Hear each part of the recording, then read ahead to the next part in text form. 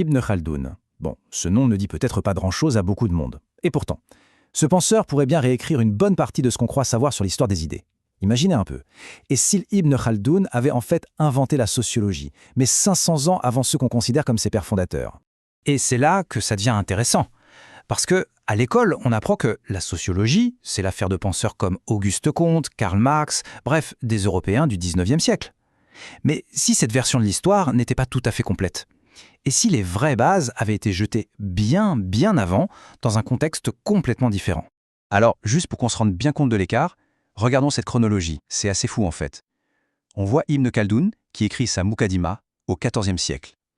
Et de l'autre côté, il faut attendre le XIXe siècle pour voir apparaître les noms qu'on connaît. Comte, Marx, Weber, Durkheim. 5 siècles. 5 siècles d'avance. Oui, le mot c'est vertigineux.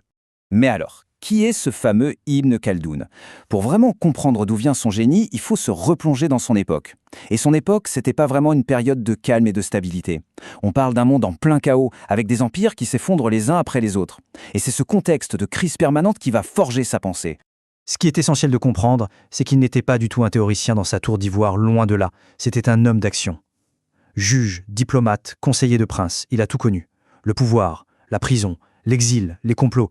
Il a vraiment vu de l'intérieur comment fonctionnent les empires, mais aussi et surtout pourquoi ils finissent par s'effondrer. Il était aux premières loges.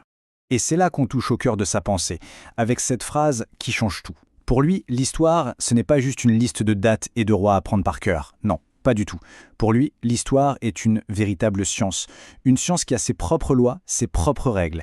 Des mécanismes cachés qu'il faut absolument découvrir pour comprendre pourquoi les civilisations naissent, grandissent et finissent par mourir. Partant de là, il va faire quelque chose de complètement radical pour l'époque. Il ne va pas se contenter de dire « les autres historiens se trompent ». Non, il va carrément créer une nouvelle science de A à Z. Une discipline qu'il va appeler Ilm al-Umran, ce qu'on peut traduire par la science de la civilisation. Rien que ça. Et le résultat, c'est son chef-d'œuvre, la Muqaddimah. Alors attention, ce n'est pas juste un livre d'histoire de plus. C'est bien plus que ça. C'est un véritable manuel scientifique. Dedans, il fait tout. Il définit son sujet d'étude, la société humaine, il explique sa méthode, comment on fait pour séparer les faits de la propagande, et surtout, il propose une théorie globale pour expliquer le cycle de vie des sociétés. Et au cœur, vraiment au centre de toute sa théorie, il y a un concept, un mot-clé, l'asabiyya. C'est un peu difficile à traduire, mais on peut dire que c'est la cohésion sociale, l'esprit de corps, la solidarité d'un groupe. Pour Ibn Khaldoun, c'est ça, le véritable moteur de l'histoire. C'est cette énergie collective qui permet à un peuple de conquérir, de construire un empire. Le problème, c'est que cette énergie, elle n'est pas éternelle. Et cette idée de la asabiyya qui s'use, c'est la clé de sa fameuse théorie des cycles. Le schéma, selon lui, est presque toujours le même. Étape 1. Un groupe hyper soudé, souvent des nomades venus du désert, arrive et prend le pouvoir. Ils ont une asabiyya très forte. Étape 2. Ils fondent une dynastie, construisent des villes, une civilisation. C'est l'apogée. Mais ensuite, étape 3. Les générations suivantes naissent dans le luxe. Le pouvoir corrompt, on s'embourgeoise. Et l'étape 4, c'est que la asabiyya, le ciment du groupe, s'effrite complètement. Et là, l'État devient une coquille vide, super vulnérable. Et paf, étape 5, un nouveau groupe, plein d'asabiyya, arrive et le renverse. Et le cycle recommence. Pour lui, c'est une loi de l'histoire. C'est quasi mécanique. Mais ce serait une erreur de croire qu'Ibn Khaldoun n'a parlé que de politique et de pouvoir. Non, sa pensée est beaucoup plus large. Il s'est intéressé à l'économie, à l'urbanisme, et même à un sujet qui nous parle à tous, l'éducation. Et là aussi, ce qu'il décrit au XIVe siècle c'est tout simplement bluffant de modernité. Tenez, par exemple, il disait que l'éducation, c'est comme un artisanat. Ça s'apprend par la pratique, pas juste en lisant des livres. Il insistait sur le fait qu'il faut y aller progressivement, du plus simple au plus compliqué. Et le plus incroyable pour l'époque, il était totalement contre les châtiments corporels. Il expliquait que la violence, ça ne fait qu'humilier l'élève et le rendre bête en gros. Ça tue la curiosité. C'est une vision hyper progressiste pour le XIVe siècle. Ce qui nous amène à la grande question. Comment un penseur aussi brillant, aussi en avance sur son temps, a-t-il pu être oublié, ou en tout cas ignoré en Europe pendant des siècles? Et comment, d'un coup, a-t-il refait surface? Eh bien, la réponse est complexe, et elle nous plonge dans une histoire de colonisation, de rivalité intellectuelle et d'héritage perdu. Sa redécouverte au XIXe siècle, ce n'est pas du tout un hasard. Ça coïncide avec l'expansion coloniale européenne, notamment française, en Afrique du Nord. Les Européens arrivent sur place et cherchent à comprendre les sociétés qu'ils veulent contrôler. Et là, ils tombent sur les écrits d'Ibn Khaldoun, qui a analysé ces mêmes sociétés 500 ans plus tôt. C'était une mine d'or pour eux.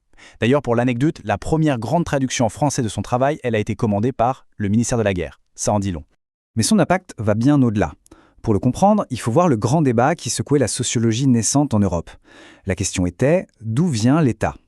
Est-ce que c'est le résultat d'un contrat social sympa, où tout le monde se met d'accord, comme le disaient les philosophes, ou est-ce que c'est beaucoup plus brutal que ça, le résultat d'une conquête, d'un groupe qui en domine un autre pour l'exploiter ?